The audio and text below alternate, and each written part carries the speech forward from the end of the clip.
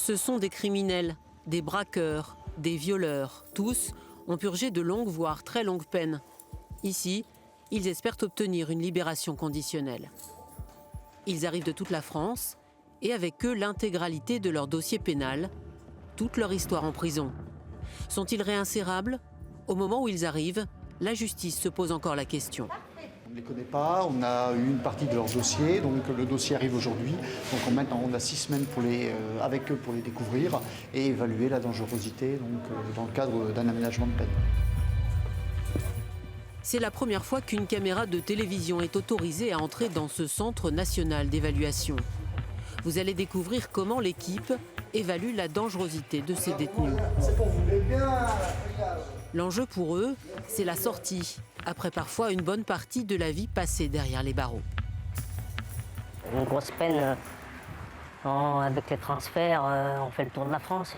J'ai fait à l'époque Lyon, Saint-Paul-Saint-Jean, Saint-Quentin-Faladier, Le Pontet, Moulin-Isère, et voilà, aujourd'hui on arrive en fin de peine.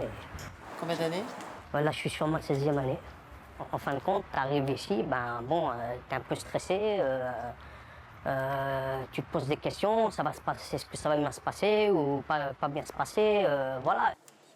L'évaluation démarre dès leur arrivée. L'installation en cellule, le comportement avec les surveillants et les autres détenus, tout est observé en détail.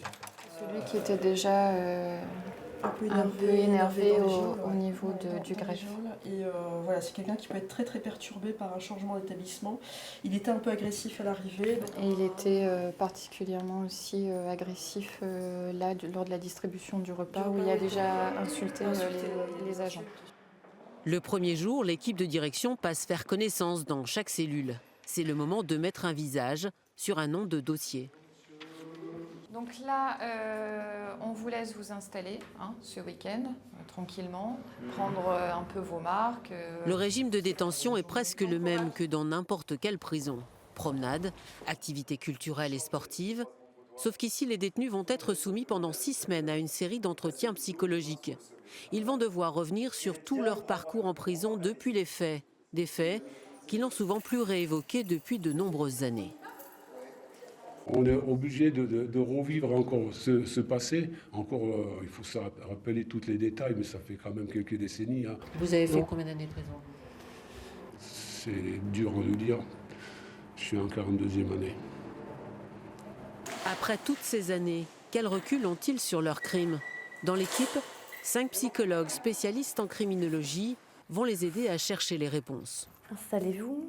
Dans un premier temps, je vais déjà vous laisser, moi, me dire comment vous avez perçu votre venue, ce que vous en avez retenu. C'est assez enrichissant quand même, parce qu'il y a des choses qu'on n'a pas. On arrive quand même à s'exprimer. C'est une évolution positive, un projet de sortie qui est quand même, en tout cas, pensé, et la réflexion menée sur votre passage à l'acte, aussi sur la place de la femme. Ça, c'est vraiment intéressant. Allez, au revoir. Notre travail, c'est pas juste dire oui-non, c'est d'évoquer les ressources internes de la personne et ce qu'il a fait tout en détention en termes même d'analyse, de recul, pour après dire aujourd'hui, il en est là. Il est impressionnant, il a un lourd passé judiciaire, il a récidivé sur une période de libération conditionnelle. Au bout des 6 semaines, toute l'équipe se réunit en commission et se prononce sur chaque cas. Puis il n'a pas du tout d'empathie pour qui que ce soit, quoi. Enfin, les victimes n'existent pas. L'équipe se base sur les évolutions positives du détenu et sur ses comportements encore inquiétants pour trancher. Ce que l'on craint, c'est la récidive. Violence partout, jusque 2014. Et qu'est-ce qu'il en dit de ça? C'est pas vrai, non, c'est pas lui à chaque fois. C'est pas lui. Non, c'est pas lui. Bon, on ne peut pas espérer grand-chose là au jour d'aujourd'hui.